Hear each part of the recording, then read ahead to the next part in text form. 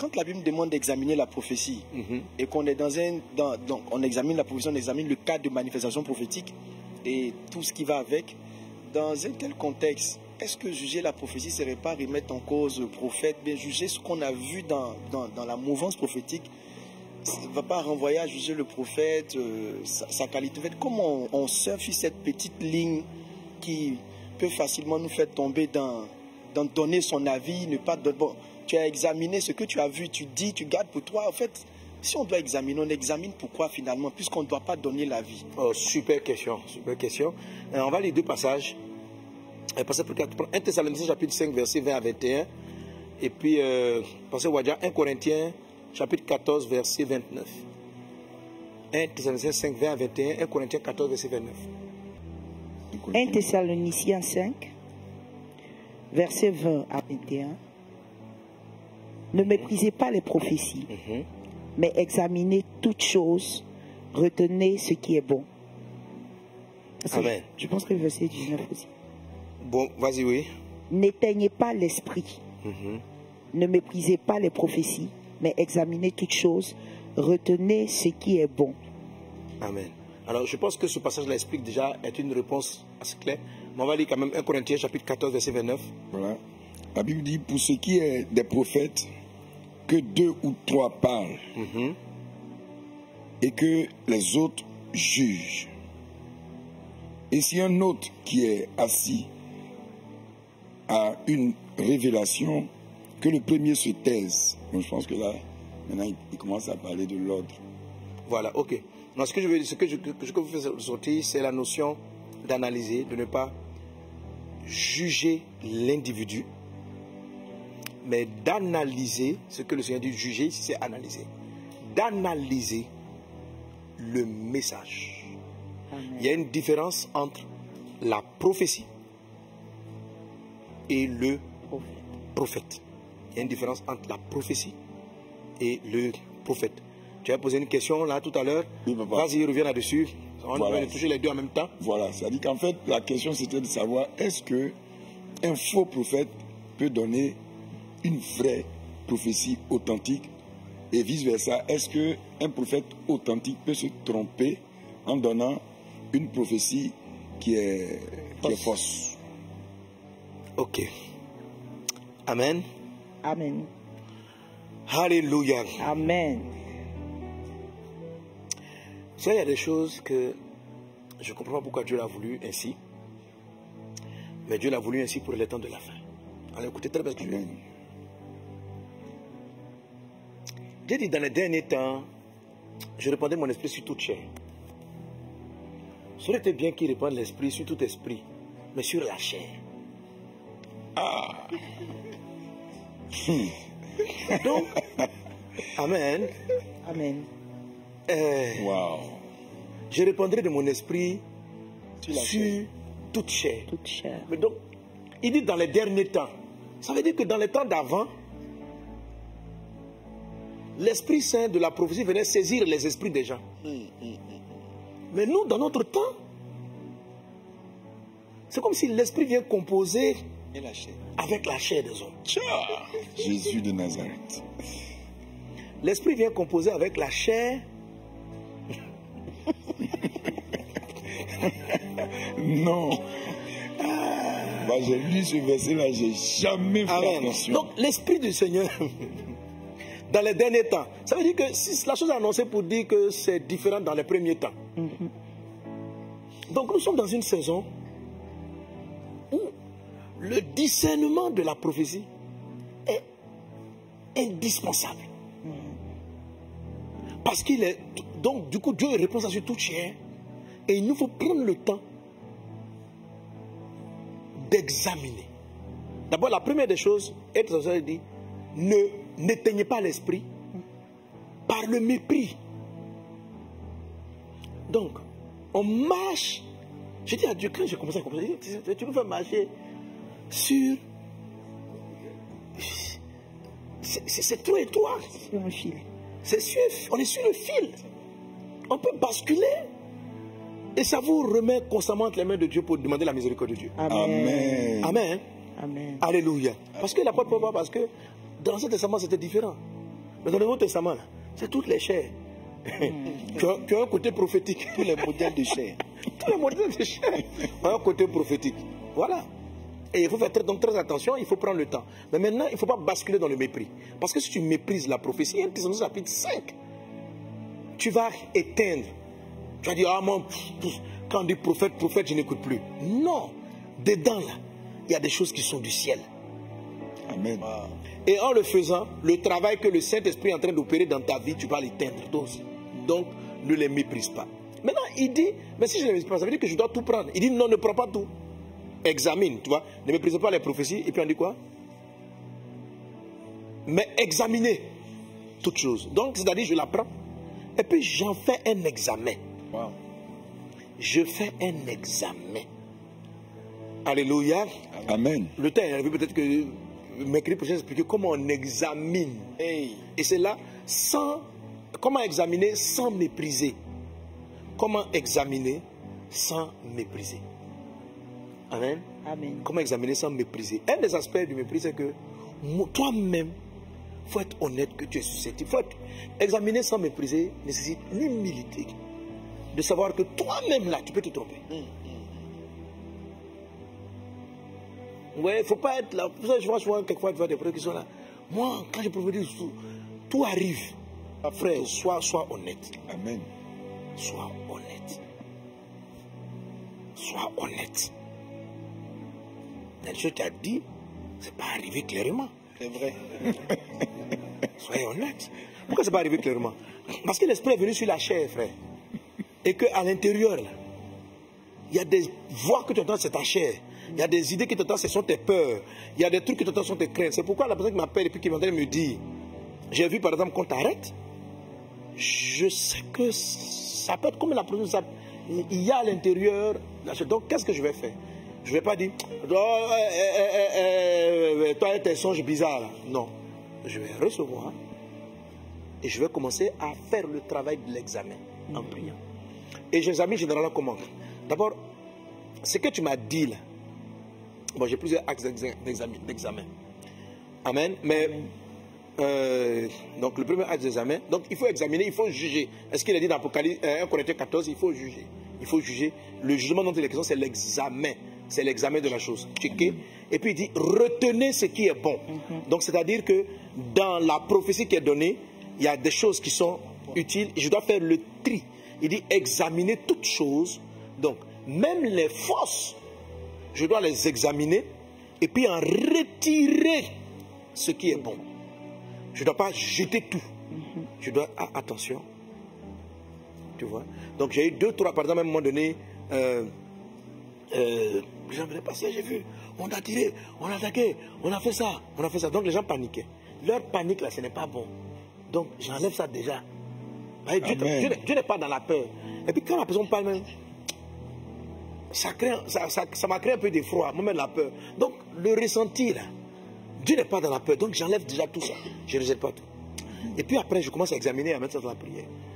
Mais est-ce qu'il y a un fond? Peut-être Dieu me dit, sois prudent, fais attention, parce que je suis conscient. Peut-être on dit avec la maturité spirituelle, avec le temps, que des personnes reçoivent de vraies révélations.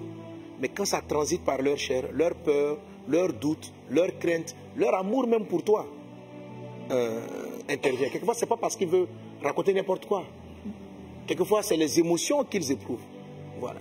Alors, grandir dans le prophétique, c'est un des aspects qu'on va aborder cette saison, va te permettre de mieux en mieux de laisser prendre, pas là simplement ta chair, mais de laisser ton esprit monter jusqu'à prendre le dessus, entrer vraiment dans la dimension de l'épouse, jusqu'à prendre le dessus, puis à noyer la pression de la chair, d'où maintenant, par exemple, certains vont prophétiser, vont dire des choses pour avoir des vues, pour être appréciés, pour être ceci, pour être cela. Mais il faut prendre le temps d'examiner, et puis vous allez voir que quelquefois à l'intérieur, il y a des choses qui sont édifiantes, qui te font du bien, qui font grandir et qui orientent. La parole de Dieu est claire.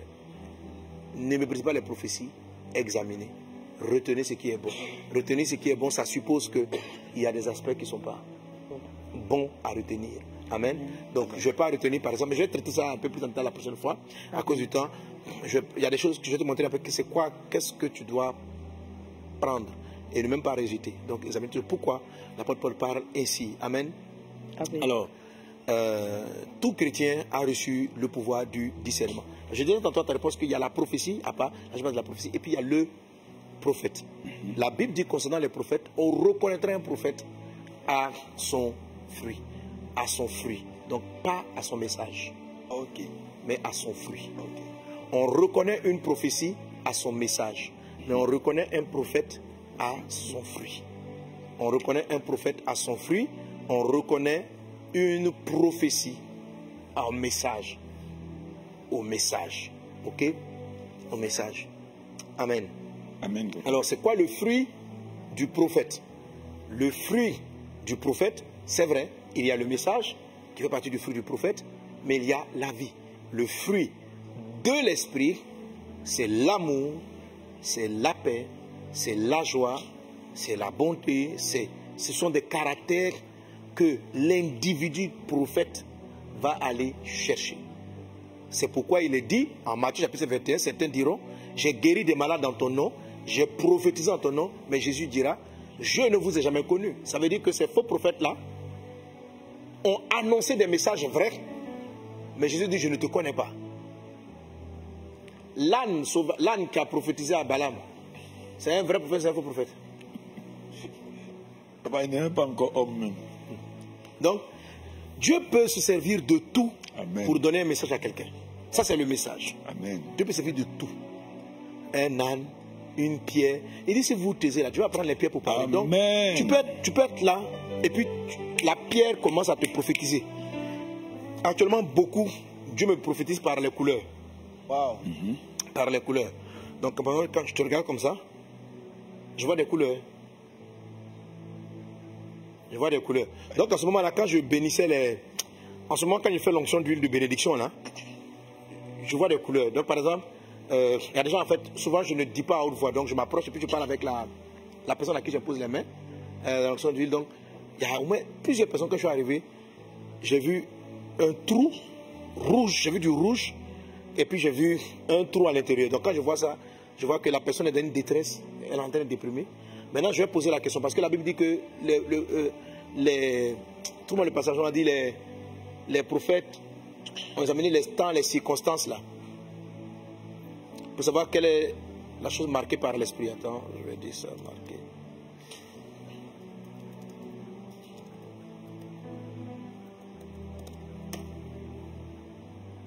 Voilà. 1 Pierre chapitre 1 verset 11. Parce que Yannick, tu peux nous lire ça. 1 Pierre 1, 11, 10 et 11. 1 Pierre 1, 10 et 11.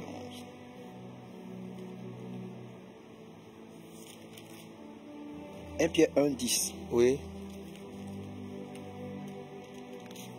Pardon. Bon, le texte à l'écran aussi, si tu ne trouves pas. Ok. Les prophètes qui ont prophétisé touchant la grâce. Les prophètes qui ont prophétisé touchant la grâce. Qui vous étaient réservés. Qui vous étaient réservés. Ont fait de ce salut l'objet de leur recherche. Ont fait de ce salut l'objet de leur recherche. Et de leur investigation. Et de leur investigation. Amen. Voulant sonder l'époque et les circonstances marquées par l'Esprit de Christ qui était en eux. Amen. Amen. Amen.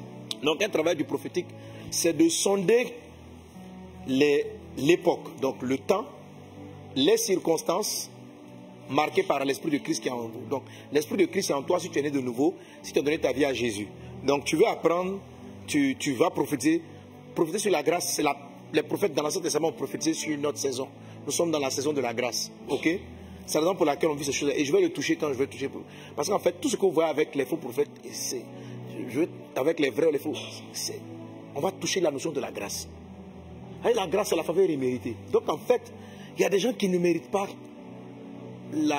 certaines dimensions prophétiques, mais c'est la période de... C'est l'époque de la grâce en fait. Wow. C'est-à-dire qu'on va vous donner ce qu'on peut donner à des personnes, ce qui ne méritent pas. Wow. Sinon, c'est quoi la saison de la grâce? La grâce, ce sont des faveurs imméritées. Alors, quelquefois, on la trouve tellement injuste. On dit, mais non, mais lui, là, il n'est pas assez pieux pour avoir. Mais ça, tu ne comprends pas la grâce. La grâce ne vient pas chez les pieux. Wow. La grâce ne vient pas chez les pieux. La grâce vient chez tout le monde. la grâce est donnée à tout le monde. Maintenant, certains la saisissent et développent leur piété. D'autres ne la saisissent pas. Parce que si la grâce vient, elle va t'enseigner à vivre selon la piété. Amen. Maintenant, si tu laisses le côté piété, bon bref, ça c'est un aspect. Ce que je suis en train de vouloir dire, c'est que quand on reçoit une prophétie, on essaie de sonder les circonstances, etc. Donc quand je vois le cercle avec le trou, ma prière, si j'ai assez de temps, je dis, cet esprit, de quoi s'agit-il? Alors, ça peut vouloir dire, c'est un événement qui est passé. C'est-à-dire, c'est une personne qui est en face de toi, qui est déprimée, qui est dépressive. Donc je vois le rouge avec le trou à l'intérieur, elle est dépressive. Cet esprit, que dois-je faire? Il dit, bénis-la, prophétise des grâces, la force, le soutien. Puis, je vais commencer ainsi par Dieu. Cette année, Dieu te donne la paix. Voilà. Là, c'est mon ministère d'intercesseur. Donc, Dieu te donne la paix. Je vais commencer donc à annoncer le dessein de Dieu. Amen. Le dessein de Dieu. Donc, je te conseille vivement de ne pas manquer les sessions de prière, de notre temps de jeûne, de 12 jours. Donc, ce soir encore, je vais prier. On va communiquer la vie. Alléluia. Amen. Communiquer la vie, prier pour des personnes, etc. Amen. Et puis, voilà. Donc, on va aller là-dessus. Est-ce qu'on est ensemble? Donc, moi, je vois des couleurs. Donc, si je me demande, tu vois quoi? Moi-même, il n'y a pas une petite couleur quelque part pour moi. Couleur dorée. Chacun vient pour que je le voie. Et nous qui sommes tout près là. Mais je vois. Ah, d'accord. Mais en fait, donc, je suis arrivé à un point où je vois tellement de couleurs que je comprends que c'est pas que... Vous savez, quand vous êtes dans l'esprit, quand vous voyez... On n'est pas obligé de tout dire en fait, parce que c'est que quand ton esprit est dans une saison prophétique, en fait, tu vois beaucoup de choses. Donc en fait, tu demandes à Dieu, qu'est-ce qui est utile que je dise, qu'est-ce qui n'est pas prioritaire, qu'est-ce que... Voilà, tout ça fait partie de l'action de juger le prophétique, d'examiner et de retenir ce qui est bon. Voilà, donc quand on dit d'examiner la prophétie, ce n'est pas examiner seulement ce que tu vas dire, c'est examiner aussi la façon dont tu la reçois, de faire l'examen, puis de retirer ce qui est utile pour le moment. Voilà. Amen. Si tu vois que tu vois une prophétie, il va avoir une destruction. Est-ce que ça va te faire plus de bien? En fait, tu examines. Et puis tu trouves. Voilà. Souvent, par exemple, il y a des prophéties que vous recevez quand tu as fini de faire l'examen à ton niveau. Ce n'est pas de tirer ce que tu te dis, mais de te mettre devant la face de Dieu pour dire, papa, j'ai reçu ça. Comment je le dis? Comment tu veux que je l'annonce?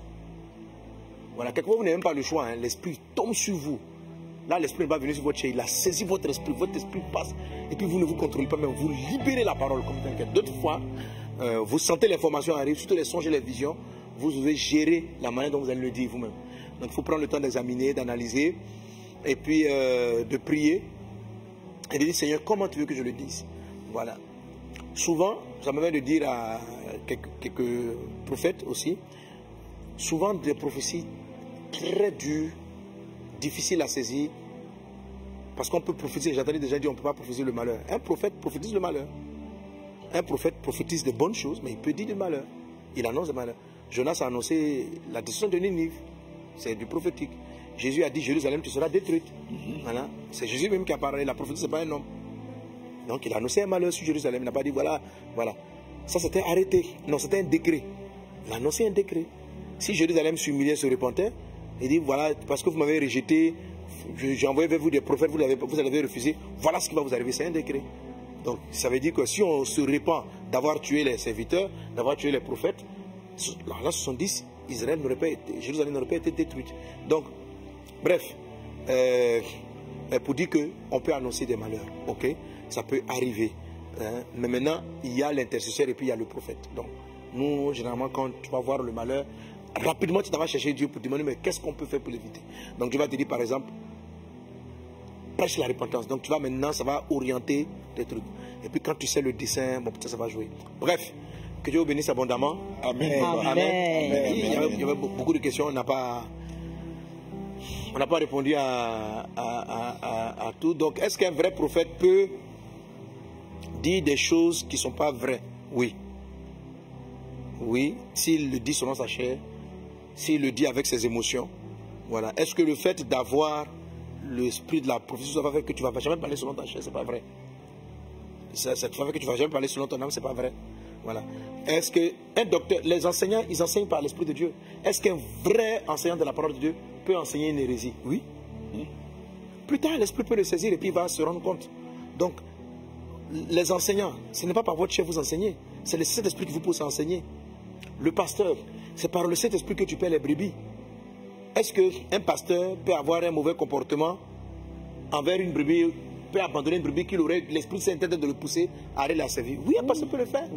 Donc est-ce qu'un prophète qui est censé être conduit, un vrai prophète qui est censé être conduit par l'Esprit de Dieu, peut dire quelque chose? Oui. Mais si c'est un vrai prophète, la personne, il va se repentir.